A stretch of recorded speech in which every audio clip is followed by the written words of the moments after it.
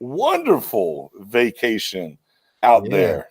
Yeah, man. Had a great vacation, man, and got to kick back and relax. Unfortunately, you really can't take a vacation from Cowboys news because there's always something going on. But for the most part, man, it was nice to finally get away and enjoy some nice weather and some nice water, man. So I'm back ready to go and Yeah. I'll tell lots you to what, I talk see. about. Yeah, I'm over here. I see a little mustache coming in. I see a little drop down here, a little soul patch Yeah, maybe up in there. got That a little. vacation swag, a little Yeah, a little vacation vacation swag. swag, man. A little bit darker, man. I got the light cranked up right now. It's a little bit darker than when I last left, man. So Oh man, no ifs ands or buts about it, man. As everybody's feeling in here, man, get your comments up on the screen, man. We're going to talk about it, right? We had Surtain. We know the Cowboys brass was out there today, watching Alabama go through their thing, and boy, we got some of these measurables, some of these numbers.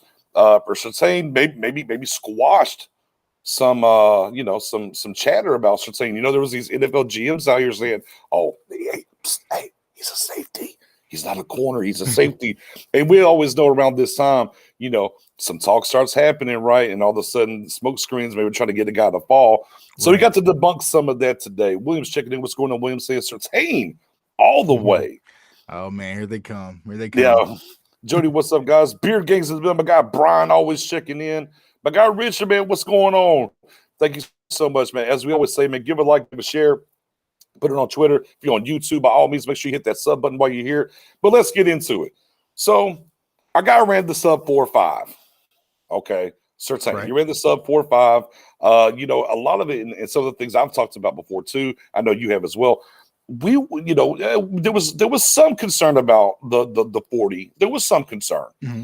But for us and things that we talked about behind the scenes a lot it was the twitch, in space kinds of things that we're kind of worried. We look at as you brought up plenty that old Jamar Chase tape. Woo, Right.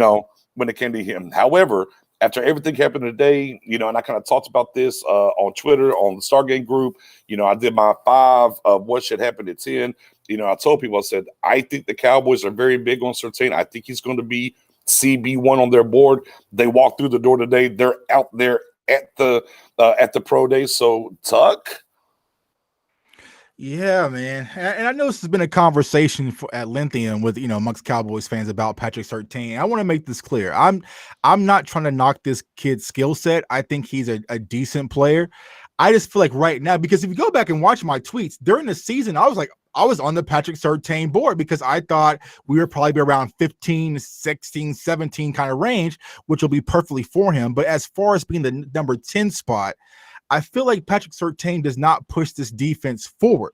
And I know that we had a lot of people in house today. Mike McCarthy was in house. Mike didn't even come out for the Dak Prescott interview, but he came out for Alabama Pro Day. I think Dan Quinn was also there as well in attendance. And so, I feel like he has the measurables, but I'm going based off of what I've seen from a film perspective. So if you mentioned, my concern wasn't about his 40 time, it's about what we've seen on film when he plays against a lot of these speedier receivers, such as a Jamar Chase, etc. So, will he move up the board and be there at that 10 spot? I feel like he will, but we also have to talk about another guy because it was kind of 1A and 1B between Surtain and Farley. Well, we can probably kick Farley out the window right now and move another guy up. And so once we're able to see the 2 pro days, and I've also heard about conversation that we'll probably talk about earlier when it comes to JC Horn. Now, what does that really put the Dallas Cowboys as far as making the decision? But like I say, I think Patrick Surtain, it's not having season on the chicken. I feel like if you were to say right now, the Dallas Cowboys, we're ranked right now at 28 overall in the NFL as far as defensively. If we were to draft Surtain, do you think that bumps us up to 20? No. I would say maybe 27, give or take. So I feel like it doesn't really push us forward defensively. I feel like what we're really doing is replacing Cheeto and getting another outside corner. What his numbers look like, it reminded me a lot of Byron Jones's today, which kind of be right up the Cowboys' alley, but you're kind of replacing what we lost in Byron Jones last year and getting another filler, hoping that Patrick Surtain's ceiling is, Byron Jones or above. So, I'm just not excited about it. I think he'll be a decent player, but I feel like he doesn't push this defense forward by any standard. Yeah, and the one Tavis, I hate to tell you, he says neither for me. I prefer O-line. The vibe I'm getting right now is I don't think they're going to be I don't think they're looking to take O-line at 10. That's just kind of the vibe I get. It's kind of where I'm at this point right here. I just don't think that they're really going to be looking at offensive line at 10. Now, second, third round, you might see something happen. Do we have anybody in-house for Slater? Did we? I don't think we did we? I don't think so either. Yeah, I don't think so either. Real quick, though, I got Spoonie running a little late, but he got in this thing. Spoon dog. Hey, without the bag. Without the bag. Without the bag. Spoon. Yes, sir. So obviously, Surtain today, right? Ran some 40, maybe debunked some thoughts out here. Some of these, NFL GMs saying, oh, maybe he's more of a safety, different things. I've yet to see his cone times yet, though. If anyone's got them cone times, drop them into the chat for me, please. So does that change how you feel about Surtain any, or where's that put you at? I'm with Pitts, man. Listen, as I said on Twitter today, in 98 NFL draft, the year we took Greg Ellis, I was one of the Cowboys fans out there who was running a rampage at the Garden where we took Greg Ellis and not Randy Moss. That's a pure example of bypassing talent, BPA. When you got a guy that is considered a top 5 player overall, regardless of position, and you look at your team and you see that what this guy can do for me, you don't take him because you have a position fill. You take him because you never know how much it can maximize the all around you. So when I look at Kyle Pitts, yes, we got Blake Jarwin. Yeah, we got Schultz. Was everybody happy about Schultz? Not really until we saw him play. Okay, Blake Jarwin, we saw a glimpse of Blake Jarwin a year before. That's about it. But when you look at Kyle Pitts, he's not just an average tight end. He is a superstar in the making. And when was the last time we heard about a tight end being the second best player in the draft or top 5 overall, regardless of position? That means he's above quarterbacks that would be taken ahead of him. Quarterbacks now. He's ahead of wide receivers. So this should be easy. It's an easy answer. Now we look at Surtain. I don't think there's any separation as much between him, Farley, if 100% healthy, and J.C. Horn. In my opinion, I think Surtain is probably the most ready cornerback to play, but not the highest ceiling. I mean, there's even talks about that he's good in certain type of like cover 2 or cover 3 zone. If you put him in a scheme where there's a lot of blitzing, a lot of man for man, he's not your guy. So when you hear that about a corner, what makes you feel so good about taking him in number 10 when he's limited in some of the things? If I'm gonna take a cornerback in number 10, I want somebody who could play anything like I put out there. That's the thing about it. When you look at Pitts, he gives you everything on offense. He don't line up in one spot. You can line him up anywhere. When it comes to Surtain, it's only certain schemes that you can run with him. And I think if you look at a guy like that, no disrespect to him, I would go look at elsewhere. And there's plenty of like Eric Stokes from Georgia, Campbell from Georgia, all right, Newsom from K-State. There are other guys out there that when you compare them to Surtain, you're going to hear an argument. There's no argument with Kyle Pitts now. Right. The cat's out of the bag. There's no argument. So that's to the point where Pitts is even becoming before the wide receiver core. Like, that's how much he's shooting up. And it's just like, I need to see separation at 10. And I feel like, just like you said, Spoon, we will have to scheme more around Surtain. He's not, I feel like if you're going to draft a corner at 10, we need to know what we're getting, where we can put him on an island and build around him. Exactly. I feel like honestly, if you ask the question, what's the difference that what Surtain brings us that Diggs doesn't already bring us? I just don't see that huge separation between the two. Right. And let me jump in there real quick, Spoon. I do think that Surtain can work in the system, though. I do think in the system that we have, I do think Surtain can work in the system. I want to get just from my guy Mojo, and it says, "No, the Cowboys like Joe Horn, not the Papa, not the Daddy." Horn literally has been posting his house in Frisco and wearing Cowboys gear. Now, here's a little bit of the backside of that that I stumbled across and cross-checked because Mendoza's has been very high on J.C. Horn the whole time, and he co-signed it as well, is that apparently his coach and Dan Quinn are very good friends. The report said best friends. So obviously there's something to be had there, right? We know the NFL's about, relationships, if you will. Now, the other side is his pro days tomorrow, right? The Cowboys are going to be there. Apparently they're going to meet with him. But now let's be clear. He also met with the Jets and he also met with the Browns. Right. So it's not like the Cowboys are the only team that are meeting with him, but there's definitely something there. but there's definitely something there. I think, again, if we're getting down to the brass tacks of this, and you talked about that 1A, 1B, I do think J.C. Horn is the 1B at this point. Right. I do believe that for certain. The thing that we're looking at now, if we're talking about Tim with the talk with what Surtain's doing today, obviously he's been the hot button word. Obviously, there's a lot of people that said the Cowboys are very high on him. Now you had the side talk right at the press conference from Steven saying, hey, you have to be flexible, right? You have to be flexible or you don't get a CeeDee Lamb. Well, we all of our ears open and said, okay, that's speaking of a maybe not a Pitts, but maybe a Waddle, right? Like you have to be open to do these things. And when it comes to this, and one thing I want everyone here that's listening right now is free agency is to cover your needs. Draft is to add talent. And whenever you get into this thing, and when we talk about BPA, that's what we mean. With these guys right here or anybody else that you listen to talks about BPA, because you need to add talent regardless of position. That's why the Cowboys cover themselves in free agency to fill holes, to be able to go into the draft to do those things. Right. For me, as it pertains to Surtain and Pitts, I think the Cowboys will pull the trigger on Surtain if they're both there. I kind of lean that way right now. However, for me, I've been driving the train, along with Jay Tuck and everybody else, and all of a sudden, hey man, I don't think we got no more food in the bag. We kept telling everybody when they came in, the food's gone now. Yeah, we got no trees, no water, cups of water in the back, man. Yeah, that's all we got, man. We are at max capacity on this train now that we started back in January. But for me, I'm still taking Pitts overall. Go ahead there, Spoon. No, I was gonna say, Cowboy fans should learn from each other. Just statements. When you got one side saying we need a defensive player, and then you got another side saying, well, Pitts won't be there at 10. Well, the folks who are saying Pitts won't be there at 10, they obviously understand the value of him. Right. See, to say Surtain will be there at 10, that tells you something. Let's run this down real quick. So our guy here says the Pitts will be there at 10, and y'all keep talking about it. Well, now we got to look, no matter what the tight end is, generally they don't go in the top 10. Well, now we just crunch the numbers here, right? Let's just crunch some numbers. Right, you get four quarterbacks, right? Very easily done, right? You get 2 offensive linemen, also very easily done.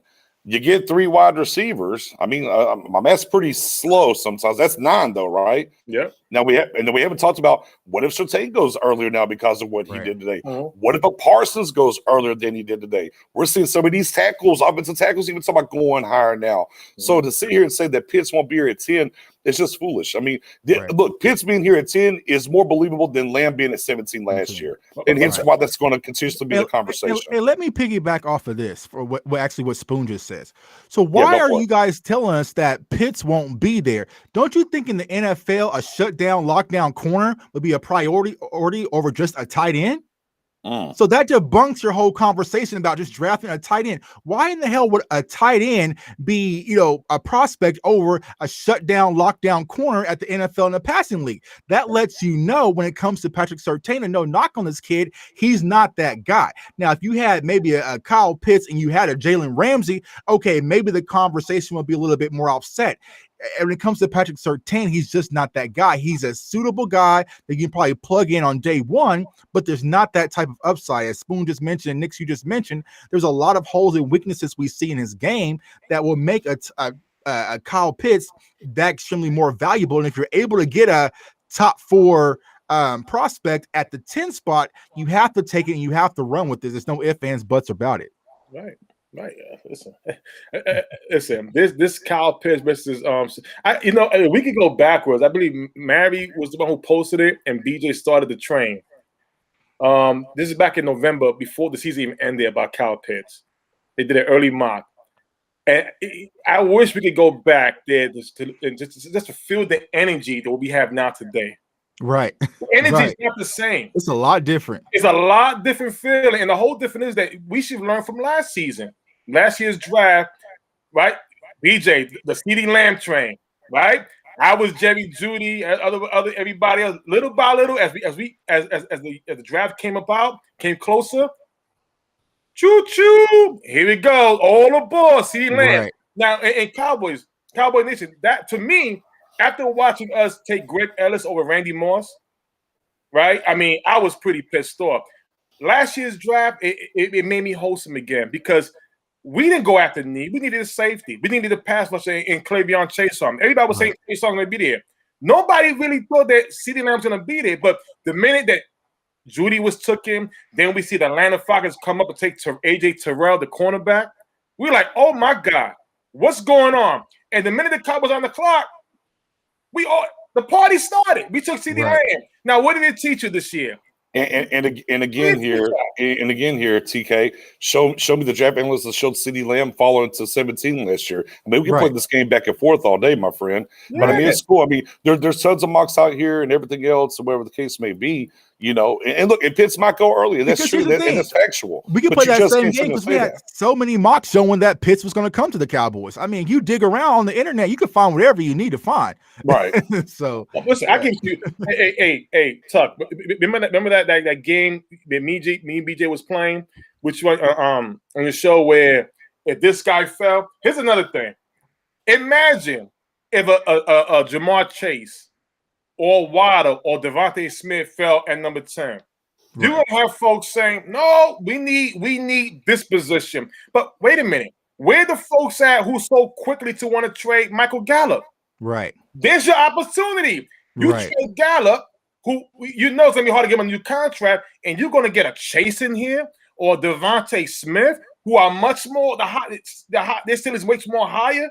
I mean, come on. That's a time to take advantage of talent, not needs. You can still take care of your needs in the next few rounds. We need 10 picks. You get one in the third round. We need another corner. There's plenty of them in the second round. But again, Tyson, you had to pay.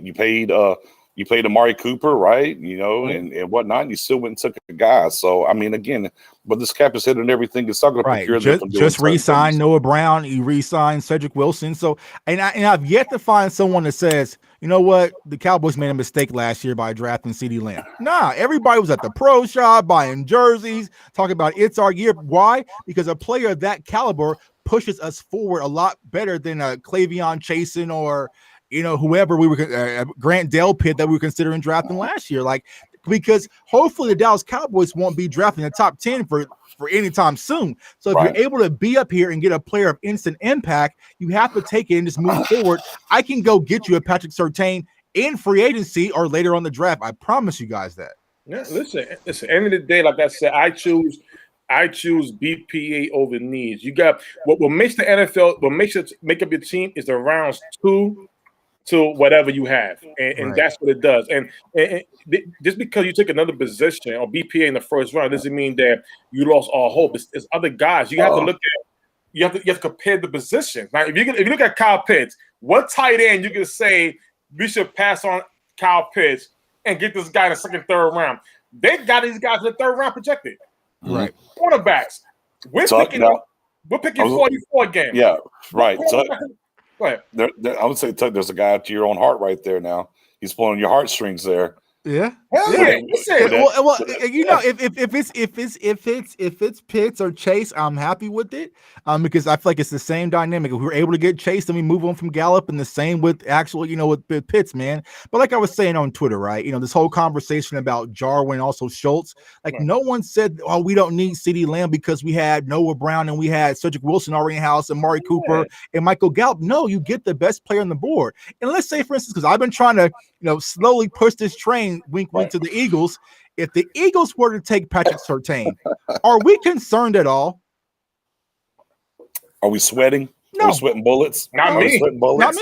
Not me at all. And that shows you. I would pray that hopefully after today's pro day that the Eagles say, you know what, Patrick Surtain's our guy, and they were to pass on a Pitts or a Jamar Chase or a Waddle. I'll take that any day of the week. Now I'm getting a lot. Now hold on, Spoon. I'm gonna let you go first on this one because I'm getting a lot of this in the comment section and everything. Let's address it now. Obviously, we're talking to 10 guys, ladies and gentlemen. Thank you for tuning in, man. In case you don't know, man, real quick, go follow my guy J Tuck. His YouTube channel is Cowboys Fans Only. You're tuned in right now to the Star Game Podcast. If you're on YouTube, man, hit that sub button, hit the like and share. Follow me on Twitter. Your guy Nick's _ in between, and my guy Spoony always here rocking with me here home with Star Game Podcast, and you can find Spoony 88.1. Pay them bills. But let me touch this because a lot of people want to talk about this. I see you, Mr. I'm gonna get your question here in just a second, okay? All right. And I'm gonna back up. Let me back up here because I'm getting a lot of this. My guy Joseph Sandberg. Is Sewell Slater there at 10? That's my pick. So offensive line, a lot of Cowboys Nation is on the offensive line train for sure.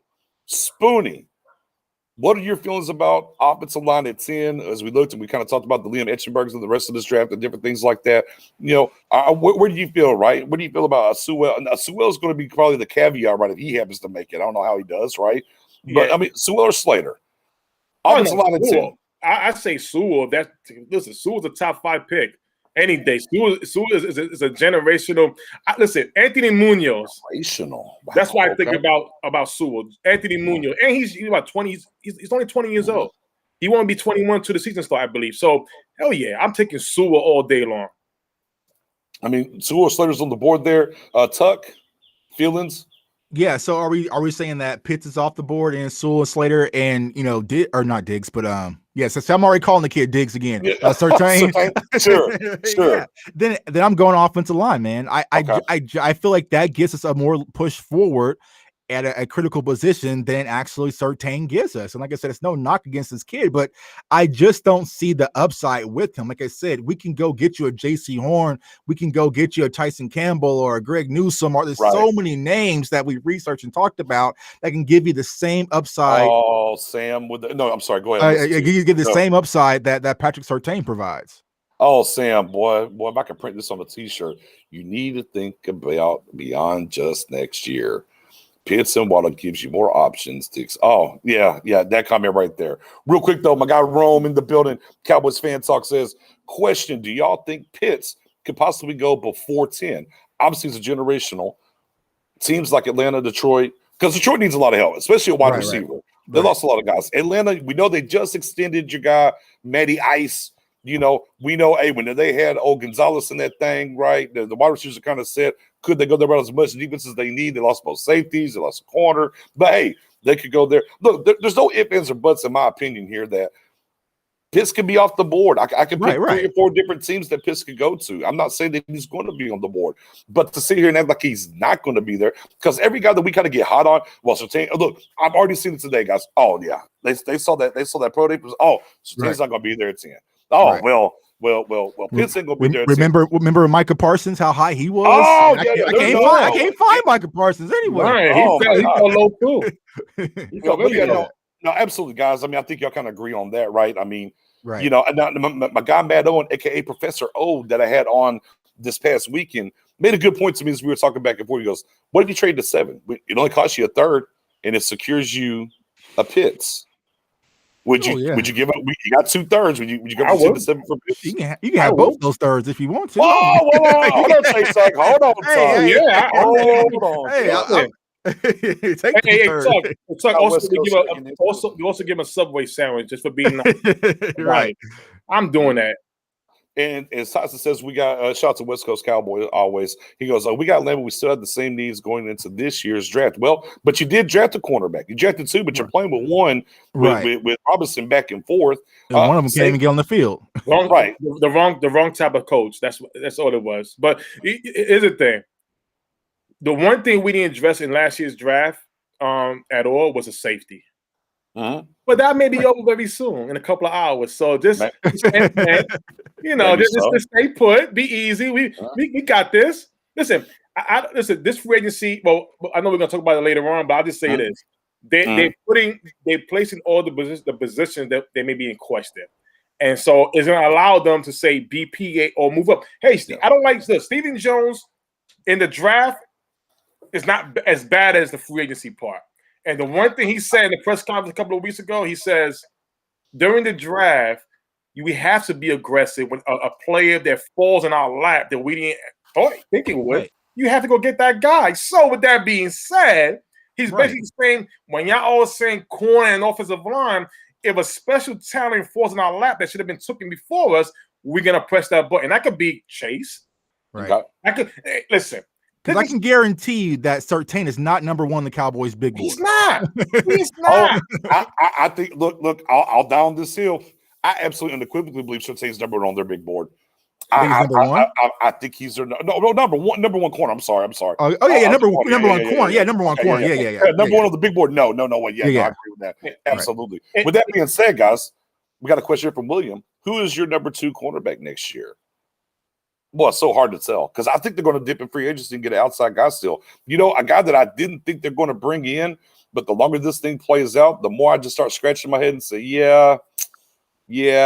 I'm watching Dan Quinn possibly putting the game back together, and I'm just like, man, maybe Sherman is going to walk through that door after all. It's kind of where I'm at. I think if Sherman does walk through the door, that's your cornerback too next year. If you're talking about two CBs, it would be Sherman and Diggs on the outside. And this gets back into if you draft a guy at 10, are you going to start him over Sherman? You're not going to start him over Diggs. So, Right. I mean, this is kind of the part of the equation that we have to look at when we talk about the two cornerbacks. Now, again, if they position themselves now, and we've never seen the Cowboys do this, if they position themselves and they don't go get them an outside corner between now and the draft, I will book everything. I don't care who's on the board, Sewell, Pitts. It'll be Surtain or Horn. Surtain. I'll be at 10. Right. We'll I definitely agree. be there. But, I mean, but he says our number 2. So our number 2, look, if they go get Sherman, I think Sherman will be the number 2. I don't know, but I think the number 2 is going to be a veteran, kinda, maybe. But guys, y'all think it's going to be a draft pick at number 2, or y'all think it's going to be a veteran at number 2 outside? I just don't see the Cowboys running out there week 1 with a year 2 guy and a rookie being our 2 outside corners, and then also with Jordan Lewis or Anthony Brown. I just don't see that's the case. I mean, because you got to think about it. Last year, even what did we run out there? We had Worley, Diggs, and Cheeto was out there. Yeah. So right. Cheeto. So yeah. So even with that, we still had some veteran guys out there. So I just don't see that that's going to be their case. But like you said, if we don't make any moves and we kind of sit on our hands until the draft, then absolutely, I think Surtain will be the number 1 priority to get an outside corner. But we've all seen, and we saw it specifically with Diggs this year, there's going to be some growing pains until that rookie corner can get accounted to the NFL lifestyle. So it's going to be like, are you really going to want to go through that with your number 2 guy while Surtain kind of gets updated to the NFL? I don't know, man. I just don't trust it. But like I said, I don't feel like bringing in Surtain at this point pushes our defense anywhere forward than what we're currently seeing as is. So, Spoon, what about you? I mean, check out some good points. The one thing I would say about Surtain, he's probably the most ready corner, but again, I'm not really high on him. If we're gonna go that route, give me JC Horn, excuse me.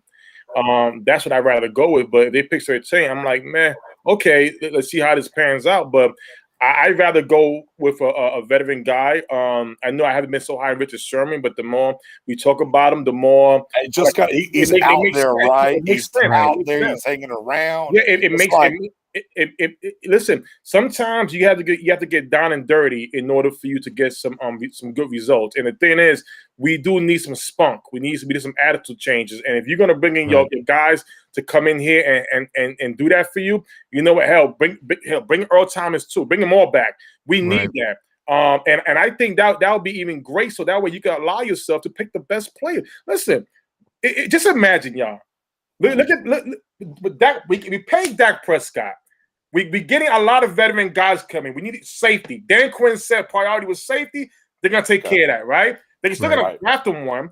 We're gonna be in a great situation where we're gonna have 1-year veterans and guys behind them, right? Just in case it doesn't work out, we're prepared. We're going in there prepared, not all over the place like other teams are. Right. And as super mod for the Star Gang Facebook group just came and said, Patrick Walker, no C Walker, voice of the Cowboys on Twitter, man, great follow. Claims today on the radio that Richard Sherman hasn't picked up the phone. Dallas has interest. Here's the interesting thing to me, reading that now, is what I just talked about. The Cowboys kind of seem to be on pause on adding an outside corner, which we kind of all know they're going to do. That's their MO. This makes a ton of sense because I think, like I said, I've scratched my head about it. I kind of come to the point where I think Sherman's the guy they want, but now they got to wait and see. Sherman's going to play the long game now. So I think that's very interesting. Let me get into a couple other things here, guys. Joe, from my guy from Italy, shout out, always tuning in. Neil's going to play linebacker for us. He's not going to play. You might see him at points at safety. They're going to let young Donovan Wilson flourish at strong safety, and they should. Right. He's going, and I try to tell people. Let me ask you that because we didn't speak on that. Does that concern you guys? Because I'm personally concerned about him moving to the will linebacker position. Not me, because again, when you get into, you mainly play nickel, right? Right. You mainly play nickel. So he was already always in the box anyways. So now instead of maybe on the box in the middle or maybe on the edge or, maybe just a couple of steps behind the linebacker, he'll just fit the linebacker position, right?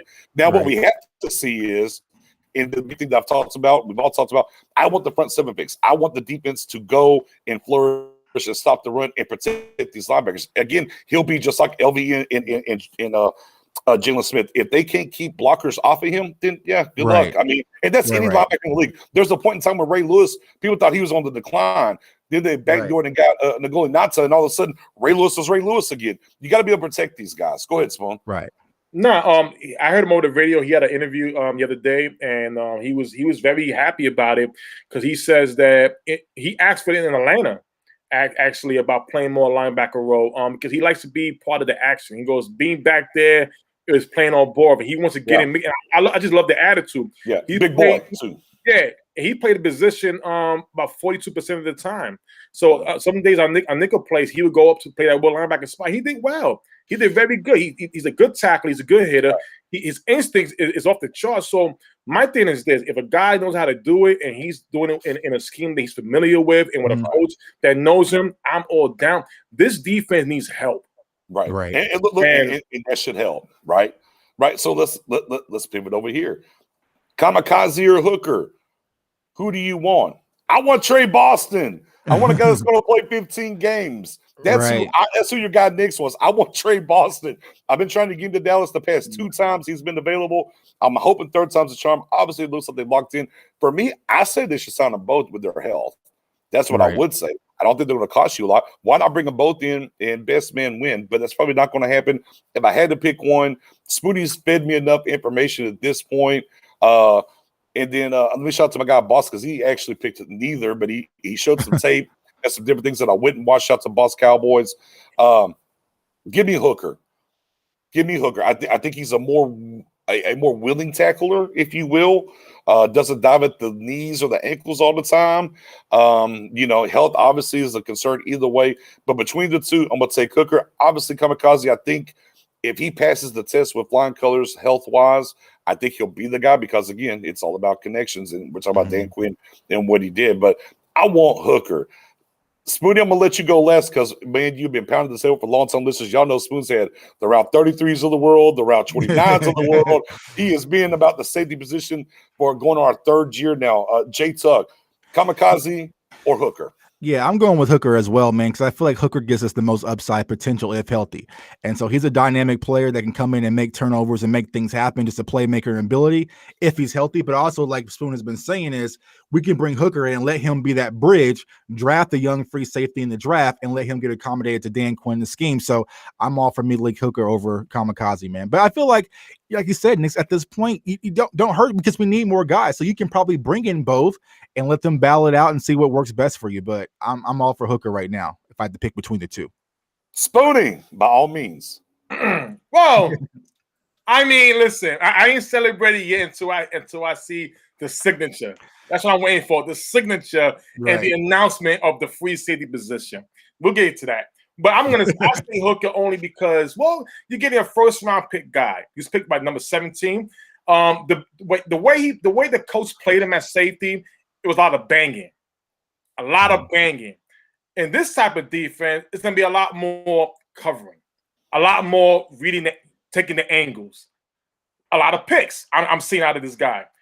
The thing is, he has a lot of upside. He's a bigger safety, 6'2", about 215, right? He's been playing a lot in space, and his instincts are off the chart. And before the draft started, he was compared to a Hall of Fame guy that we all know, we all love, regardless of what team he played for, and that is Ed Reed. Everybody loves Ed Reed. I love Ed. BJ loves Ed. I know Tucker loves Ed. Everybody in this channel loves Ed. Ed is a good guy. He's a Hall of Famer, right? Right. When you get compared to guys like that, or at least have some type of game like that guy, that tells you a lot of something. And when Malik Hooker came into the league, yes, he had 2 bad years of injuries, but he also had 2 very good ones when it came down to him playing healthy, and he was top 5 in his safety position. He was in PFF.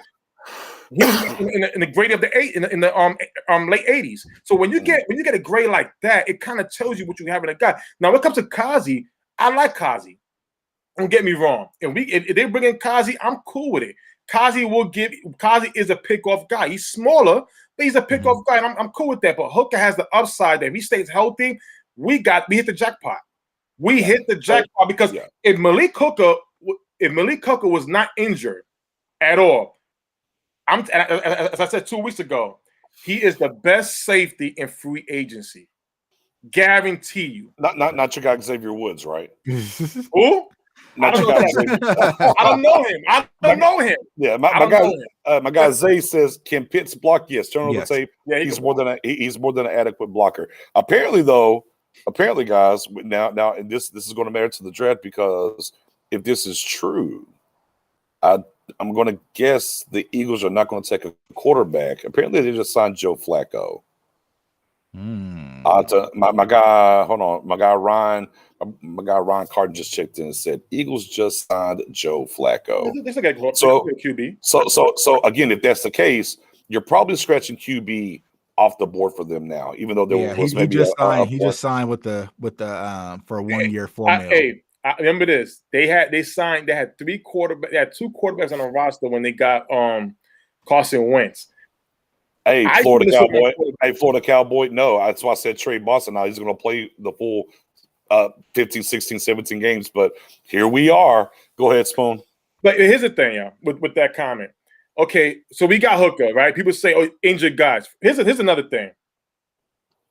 And what I know we all watched this. I'm not disrespecting anybody, but just put it in hindsight. What was we all watching during free agency? What safety was out there that is not injured, that we keep saying we keep getting injured guys? The guys we wanted got all tagged. Right. Simmons, May, and Williams. They all got tagged, right? So now I remember last week a gentleman came on, he asked me about the safeties available with Harris, Malik Hooker, Kazi, and some other guys. I came out and said, same energy. If Hooker is not injured, he is the best safety in free agency. Harris, again, had one good year on his 30s, right? And here's the thing: he's not guaranteed to stay another year. He's up there in age. When it comes to Hooker, he is 24 years old. Imagine. Well, let me rewind then. Now where you're going there, where you're going. So, do you think we've seen a lot of 1 year deals and here and that? Do you think the Cowboys could get Hooker on a 3 year deal versus maybe Kazi on a 1 year deal? Yeah, I believe so. Listen, I think here's the thing. These players they're gonna have to bet on themselves to get that big check they want. Everybody know that TV deal's coming out next year. They're gonna have to take this rental thing. But what better way to do it to take a role on a team that they're gonna give you the starting spot? All you need to do is perform. Okay. Well, now let's rewind it and go from there. Whether it's Hooker, the question was Hooker versus Kazi, right? No matter which one they signed, 1 year deal or multiple year deal, do you think that's going to prohibit them from going after getting a safety this draft? No, that's the best thing about it. They're going to cover themselves. Hey, Tuck, what's the guy's name? What's the guy's name? Come on, Washington. DJ, what's the guy's name? Yeah, Washington. Yeah, I don't care how tall he is. Shark. And after his pro day, I guess because of his height and his speed, that a lot of people are out on him. So he might slide back a little bit, but I'm perfectly fine with taking him in the third or the fourth with one of those comp picks, man, and making it happen. So, and we are covered. We are still, as long as you drafted a safety, Morig, Washington, maybe Andre Cisco from Syracuse, maybe Pat Ford from Pitt, maybe your boy Richie Grant from UCF. Yeah. Any of those guys, and those are solid guys that we've been talking about, but you still got Malik Hooker. You got the best of both worlds. You got a guy here who's young, who could definitely, with a lot of upside, he's injury free. Right, that's the bridge. Defense around, and you still got a young pup on the roster that you still got. What's the complaint about? Yeah, I'm with you. Look, at the end of the day, if they want to bring Malik Hooker in here and he checks the boxes and then get him on a 2-3 year deal, I'm pretty ecstatic about that. Right. I'm very ecstatic about that, and I'm excited about adding Washington with our third round compensatory pick, maybe even fourth round, right? Maybe. Maybe the gods will see fit. I have no qualms about that whatsoever. Currently right now, as we're talking about what we've signed so far, right? Look, and let me be clear. I think Cowboys Nation come training camp is going to be in love with Mr. Urban at defensive tackle. I think they're going to love him. They're going to love his attitude. They're going to love what his 6'7" body brings. I've watched the tape. He eats up blocks. That's what we need. Right. I watched him in Chicago eat up. And you think about everybody on that Chicago line now. And he was the guy eating up 2 blocks, sometimes 3 blocks. So I'm super excited about him. We got Basham in here. These aren't sexy names, and I understand that. Right. Here's what they are. and this is where we always joke about analytics and how much analytics do they really pay attention to or whatever. Their length is very long. And when you get to the analytics side of what their game is, it's about the run. Mm-hmm. So they are consciously trying to fix this run defense with the people that they are plugging in right now. They still got some work to do. Obviously, they're going to bring in a free safety. We just talked about Sherman a little bit earlier. They're going to find this outside corner. They're not going to go in there blind without another outside corner. So I'm okay there. I don't like the fact that they didn't go all in and go get a Dalvin Tomlinson or some of these other guys we talked about. I didn't expect them to go sign 2 or 3 big names. Right. I expected them to go get one to help this front seven. It hasn't happened. It didn't happen. Right. So here we are. We got to fix it on the fly. So with that being said, because we got this thing built up now, some people are here, and obviously we kick this thing off. If that's the key question, I don't want to hear the negative Nancy's out there. If Surtain and Pitts are available, we've gave you this. And we'll backdoor it again. Everybody in the comments section real quick, tell me, if both are available, Surtain and Pitts, who are you taking? And I'm going to get it up here on the board for everybody else. I think all of us across the board have already talked about it. I'll speak for Tuck. I'll speak. Oh, wait. How do I do this? Tuck. I'll speak for Spoonie. We're all Pitts guys. And, Tuck, and I'll let you reiterate your thoughts because we built up a lot more people from the beginning. Yeah, like I say, I think when, we said it numerous times on this channel, like going all the way back into December and January, though, but Pitts is a generational talent. And if you're able to get some guy of that value at the 10 spot, it's hard to pass up on it for just a guy, as that's kind of Bill Parcells' Jag thing. But I feel like Surtain is just another guy. He's a decent guy, but I feel like he doesn't transcend this team forward. I feel like Pitts will be able to do that for the foreseeable future. So if you're able to get a guy of that quality at the 10 spot, you definitely take him, and then you move forward and get other quality corners in the draft and move on from there. So we did it again. Every show, I told convert, you, every show, one, man. We get one every show. Every show we get one. Shout out to my guy Steve in the building with Surtain. Shout out to my guy Sam. Hey, man, if y'all on that YouTube, make sure you hit that sub button. It was a little seed that Mary planted way back in November, and now look how beautifully it's blossomed, man. It's just, I really don't have to defend Pitts anymore because I just got to sit back and let everyone else do it for me because it's just, I see 49er fans talking about it. I got Eagles fans talking about Pitts. They got to take him. I see Giants fans. Like, everybody is foaming at the mouth for this guy. Like, honestly, I don't think if Trevor Lawrence wasn't in the draft, you might Stevie Mack, dadgummit Stevie Mack, you broke the rule. Yeah. You had to pick one or the other, dadgummit. Oh, hey man, I tell you what, boy, the Pitts trade, we just get a little pushback, but the Pitts trade is popping right now. Like I said, we ain't got no more snacks, man. We ain't got no standing room only. We got water. All we got is water. That is all we got. Oh my God, Dominic right here with PS2 in the building. And another thing too. Oh, there you go, Joseph. And we'll go from 40 burgers to 50 burgers. Let's go. Man. I know. We were watching what the Giants been doing lately, right? Yeah, it's stacking up. Giants make a move. Right. It's stacking up. They already have to be receivers. We gotta add another one. Right.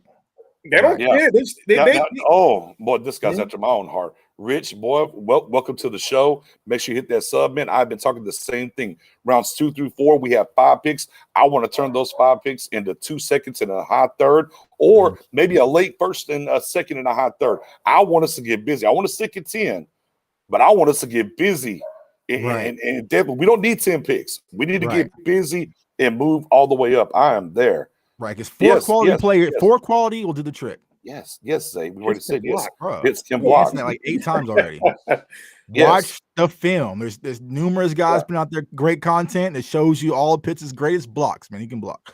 If those are the only options. Okay, now I'm going to pivot. I'm going to turn this on its head a little bit. Oh, look. This is Walter. Hey, man, we need some Cash App tag for financial blessings. You're getting blocked, Walter, but thanks for joining. With that being said, now we'll take that off the table. And I want to throw it back to everybody that's in here that's rocking with us. You get 1 pick and 1 pick only at 10. It can be any player you want. Who's the player that you want at 10? Who's the one player you want at 10, irregardless? All right, here's your time. J-Tuck. Go ahead. Well, I mean, if it's any player, then I'm going with Jamar Chase, man. I'm going with Jamar Chase, and I'm running out with Jamar Chase and CeeDee Lamb for the future of the Dallas Cowboys at that wide receiver core. and just carving things up, man. But I feel like as a Cowboys fan and what the Cowboys currently need, I feel like Pitts does provide more. But if I'm just talking about just talent perspective, Jamar Chase is my number one guy in this draft, and then Pitts is second. Okay. Spoonie, if you get anybody in the draft, anybody your heart desires, give it to me. My guy is not ranked so high. This is why you can't put me that. Don't let me draft. Xavier Collins. Yeah. You know what? Let me give some credit there, boy. You know what? Nobody else was really talking to Xavier Collins back in late January. He popped, and now he's and you have definitely rode that all the way, Spoon. I can respect it. For me, a guy that I talked about, it's not going to be here, but I want to mention him because I kind of brought him up to some people, and the people started looking, and then he's kind of started popping. Was my guy JOK, the Joker, Jeremiah, Notre Dame. I think he's the linebacker of the future. I think he fits what Dan Quinn does.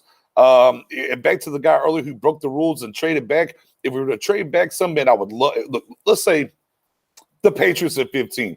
If we went from 10 to 15, man, I would absolutely unequivocally love to get the Joker right there. Right. But for me, sticking at 10, man, I rode this train. My Twitter handle even says it.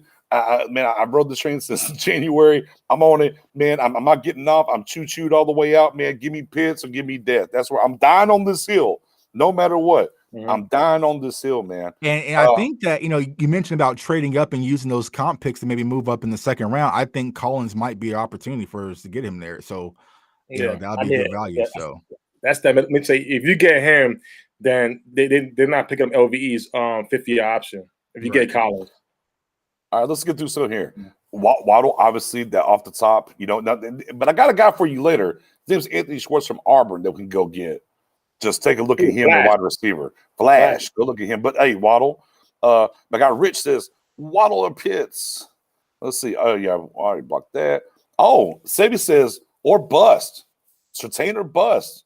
Sebi Russo's dying on that hill. My guy Steve's in the building. Sewell. Matt DuPont. Pitts, Chase, Joker, or Waddle. Oh, let me see. Boom. Waddle, he does more for the prospects at 10. Or any prospects at 10 for the Cowboys. Well, I don't think he works the middle of the field as good as Pitts, but I understand that speeding over the top, Mo. I definitely agree. I agree that. I agree to that. It's okay. That LSU pro day is creeping up, man. So it is. Out of sight, out of mind. Everyone's gonna be like, "Oh, Chase is gonna." My God, William. I'm with you, William. Oh, that guy that carved up Diggs and Patrick Surtain, he looks like he's been out there putting in some work. So we'll see the LSU pro day. But don't forget, my nose had a good pro day yesterday too. So yeah. Oh yeah. What's his name? Asante Samuel Jr. Yeah. See, but so today, he's a slot guy though. Running today a 4.4 kind of mattered, but yesterday when I ran a 4.3, we kind of just shushed over that and swept that under the rug, right? Well, he's my guy Samuel. He's a slot guy, man. They're gonna play him on the outside. That's the problem. Yeah, okay. We paid our slot guy already, right? We already paid our slot guy. All right. I'm not mad at it. I'm not mad at it, but I'm just saying that's what they're going to say, though. Well, my guy Samuel play a little safety too, so no,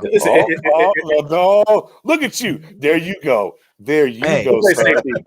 Who's that? Hey, 2 birds with 1 stone, man. So I know how the Cowboys like to move cornerbacks back to safety, so I'm just saying, we can do a little bit more than.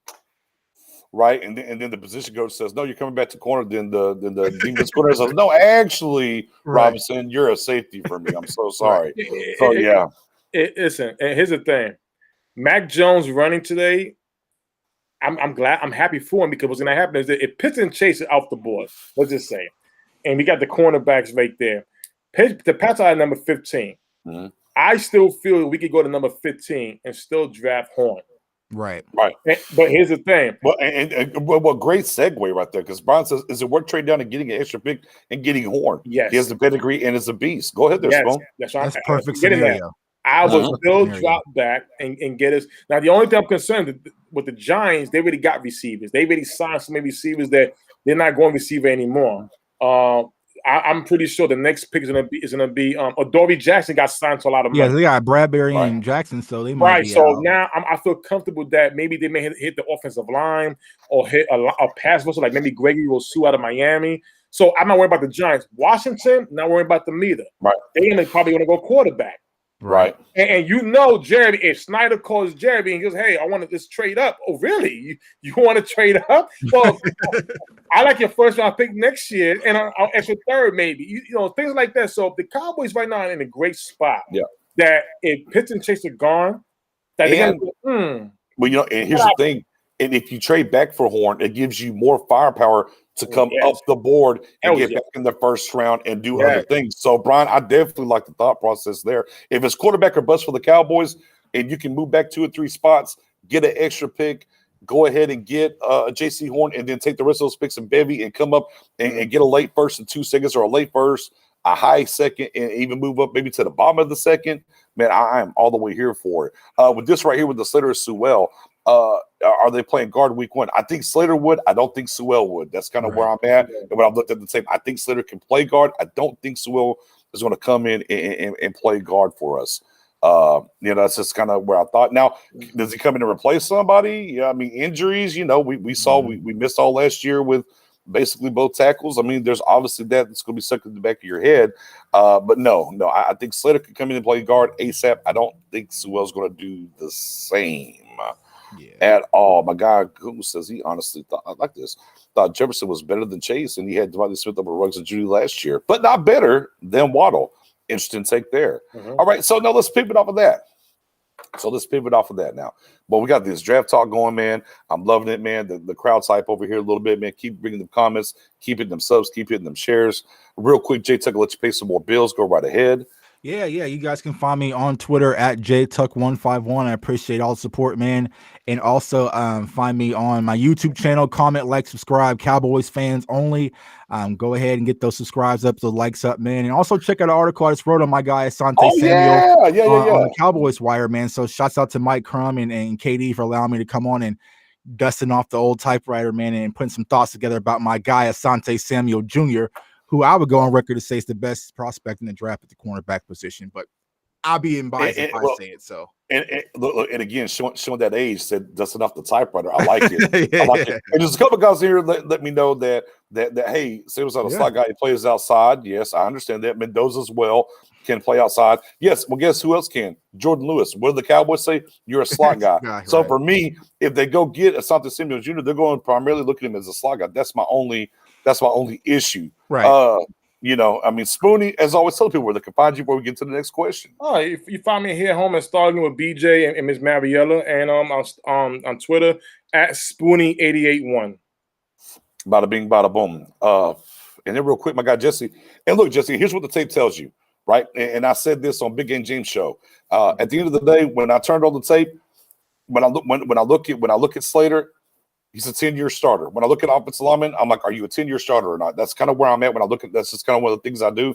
Look, there's no question to me that Slater's not a 10-year starter. Now, you might be a little scary, even though his arms aren't super short, but they're not exactly what you look for at tackle at times. But the way he positioned his body, you go watch the chase tape in general and how he positioned and worked his body with leverage and lineage. He has very strong hands as well. You know, Slater's I think Slater's a 10-year starter. However, I don't know how he impacts this team immediately. And we get into the breakdown of the teams that had first-round draft picks as offensive linemen that were in the Pound of 4 and all that. I don't want to do all that. But, again, I think Slater's an awesome – if Slater was a guy, as Tucker said before, look, I'm not going to be mad. It's just, I got these tube socks for Christmas. That's cool. I need tube socks, though. I need tube socks. Yeah, I need socks.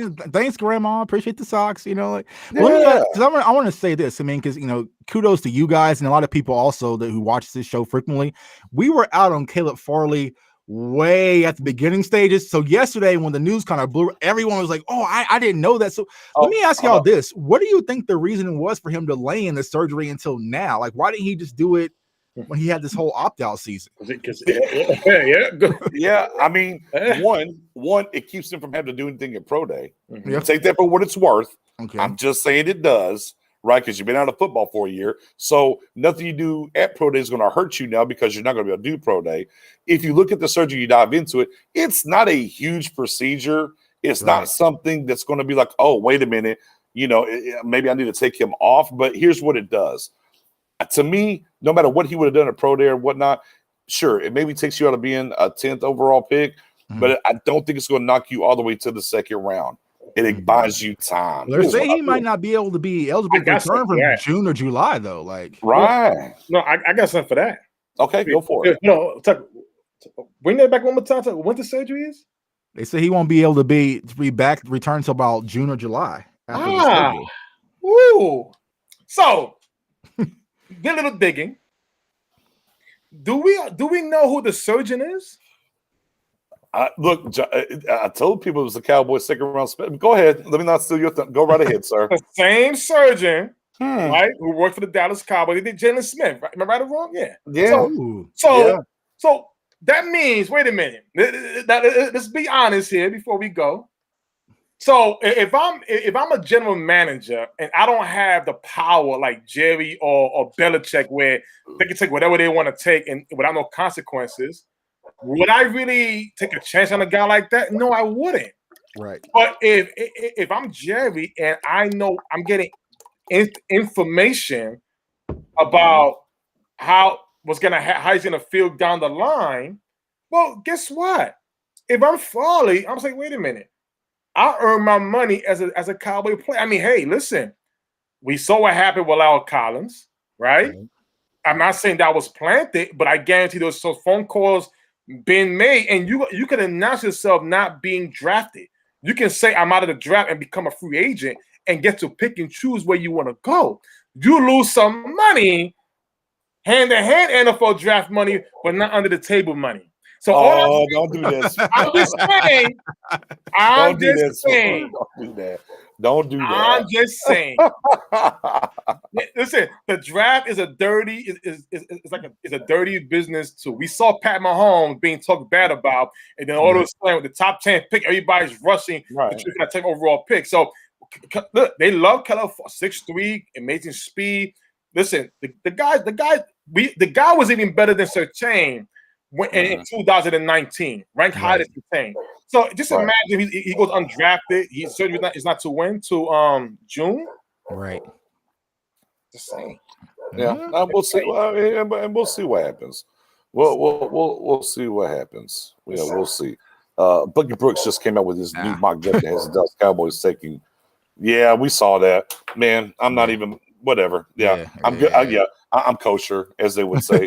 I'm kosher. Now I want to get to this right here. Now, obviously, we talked about the front seven. We know they're going to add something to the front seven. I'm going to pivot to the big fatties. I want to pivot to the big fatties here, right? There's not a fatty going to be there at 10. Nobody wants a fatty at 10. Forget the trade-out scenario. So we're talking second round and beyond and whatever you can do. Who's the number one defensive tackle? I want to hear this from the comment section and you guys as well. Who's the number one defensive tackle the Cowboys that you want them to go out here and go sign? Spoonie, let me get your thoughts. As far as free agency or draft? No, draft. I think we're done. I don't think we're going to add draft. Listen, I'm with my man Mendoza at. You got one no here. You got Tuck's another no here. I'm going with Marvin Wilson. That's the guy I want. Listen, he should be a first round pick, but listen, the way he's trying to earn his name back against, I want Marvin Wilson. That's what I want. Well, he's still your no thunder there. Yeah. So, but sorry, Tuck. Hey, but that's not your big cat though. That's not. He's not. Right. And I love Marv, and I know that we had some people in house yesterday to watch Marv for his pro day, and Marv does have some upside with them. But if it's a guy that I can get, it's gonna be the guy at LSU. That's Tyler Shelvin, man. I'm going with Tyler Shelvin right there to plug in that one tech because I feel like Marvin Wilson is not going to be a traditional one tech. Because I started seeing pictures and what he looked like yesterday, and I had his numbers. For some reason, YouTube blocked my my no upload video, so I got to re-chop it because I had some ESPN footage in there. But but I feel like Tyler Shelvin's going to be that prototypical nose type that can eat up. Those double teams, kind of like you mentioned with Urban. So you get those guys to keep our linebackers clean. It's only going to help that front seven. So if I have to go with the guy, it's going to be Tyler Shelvin for me. Well, my guy Ryan, all the way in my head here. I want Mr. McNeil. NC State, right? Highest rated defensive player for the SEC. I think he brings the funk. That's who I would like to see.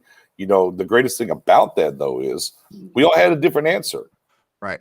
we all had it. Oh, somebody else just, I don't know. Yeah. The WhatsApp, that's going to get you blocked too, buddy. Wow, this, we don't hardly go on during the day. These folks is out here. Watch this. Bada bing and goodbye. You've been blocked.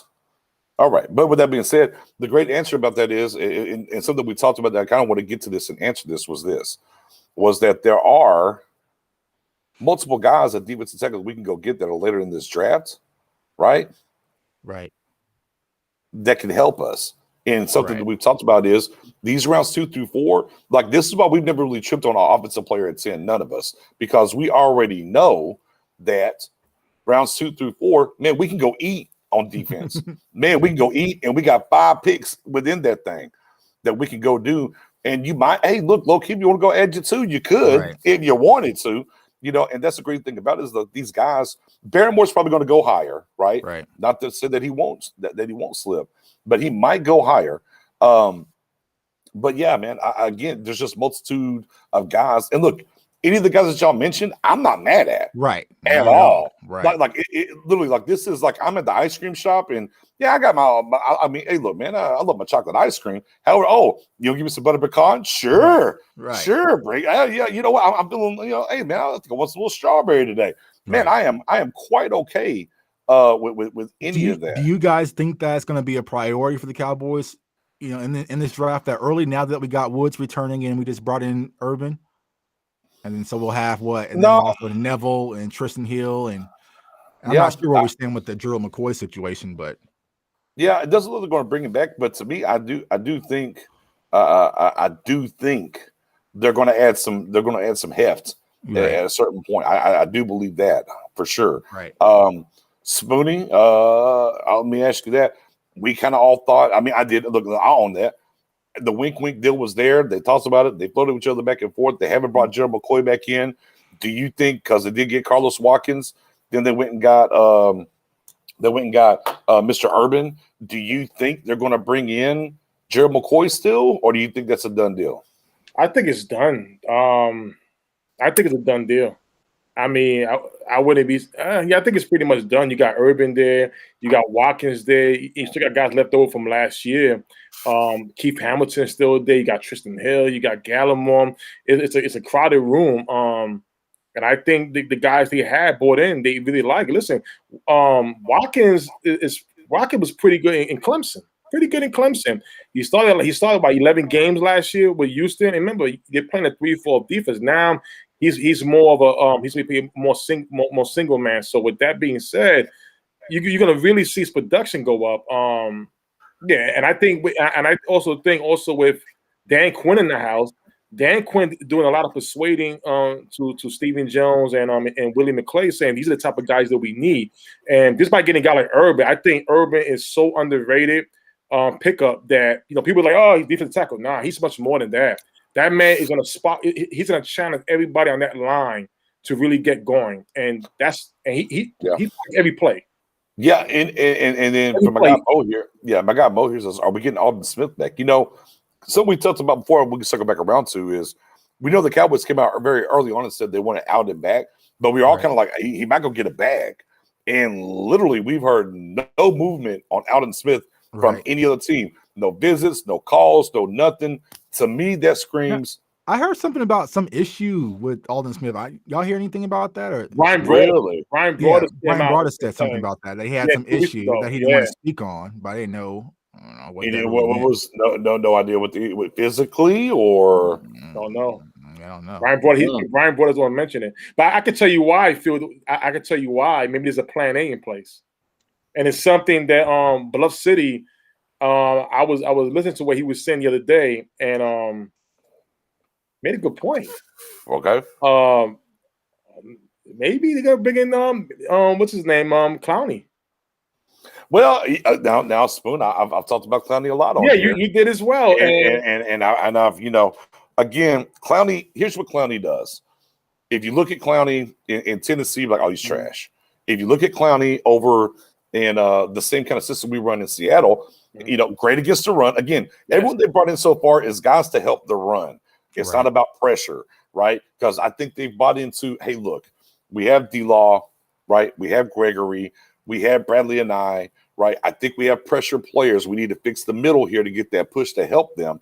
And Jadeveon Clowney also would not only just help that, but he will help the run defense as well. So he would be the name recognition player that a lot of casual fans, no disrespect to anybody, just in general, like, oh, snap, we got Jadeveon Clowney, former #1 overall pick. We're so happy. But understand what he really, really does do. Yeah. So, yeah, no, I think he's on the board. Look, maybe it comes down between Alex Smith and Jadeveon Clowney. Because, again, at least one's not blowing up either right now. Yeah, and see, and another thing to compare about, well, who's played in the system? Clowney did. Clowney had he knows the system. He's playing it very well. Who's younger? Clowney's younger. Who's so that listen, hey, I'm not mad at it. Right. Yeah, and look, and we'll get out here on this one right here. I love the good assassins do. I'd love to. I just don't think it's going to happen. Guys, y'all think Sue's going to happen? I think Sue will be a re-sign for Tampa. I think. Yeah, me too. Yeah, he'll be a guy like why leave Tampa? Has everything he pretty much needs there, so I think he'll be re-signed. I would like to bring Sue. He's been one of the guys I've been high on, but I just don't see him leaving. That part. Well, with that being said, guys, I think that'll pretty much cover what we wanted to cover today. We got a little over an hour, about how far I wanted to go. Just like, now sometimes you catch us on the late night tip, you might get 2, 3, 4, 5, 6. Ciroc boys might be in the building. You never know. But, man, we appreciate you rocking with us, man. Real quick, if you're on YouTube, please hit that sub and notification bell. If you're not, if you're on Facebook, man, Star Game Podcast, that's what you find us on YouTube, to go over there and get involved on YouTube. If not, man, on Facebook, man, Star Game is the name of the page. Go like and follow the page. Star Game is also the name of the group, man. Come on and join. We'll add you, except you silly scammers. Right. You silly ass scammers that I had to block today. Jeez Louise. Spoonie, as well, that you obviously you're at home here at Star Game. Twitter, they can find you at. Yeah, at Spoonie881. J-Tug, fan of the show. Yeah, by all means. Yeah, you can find me on Twitter at JTuck151. Also on my YouTube channel, Cowboys Fans Only, and also with my Star Gang family, man. And Tamari Ontario ran 6'2", ran a 4.4, and killing this player yesterday. So if we're gonna look on for an insurance policy for Michael Gallup, man, I'm just saying, I got a guy tucked in the stash, man. So yeah, I'm not mad at him. I am not mad at him either. Yeah. But with that being said, tomorrow night, 8 p.m. Central, the Star Game Podcast live goes with the Cowboys Report every Wednesday at 8 p.m. During the offseason. And then, of course, during the regular season, we do switch it up to Tuesdays. But make sure y'all tune in tomorrow. Mary's going to be a little late. She's got a little problem with some Japan people that she got to talk to and do some things. She'll be joining us a little bit late. But we'll definitely be in there. And then after that, you got next, I'll be over there with Big Game James. After I get off, I'm double dutying tomorrow. So, man, come tune in, find us, the whole nine. Appreciate you as always. Joe, I see you from Italy. Beard Gang in the building, hanging out in Florida. I love you, brother. Always tuning in. Hey, man, expect us. You got to hit them notifications. You never know. Look, we never really be on during the day. Then all of a sudden, bam, we just popped up. You never know. That's why you got to hit the notification, whether it's Facebook or YouTube. You got to turn on that bell so you know when we go, man.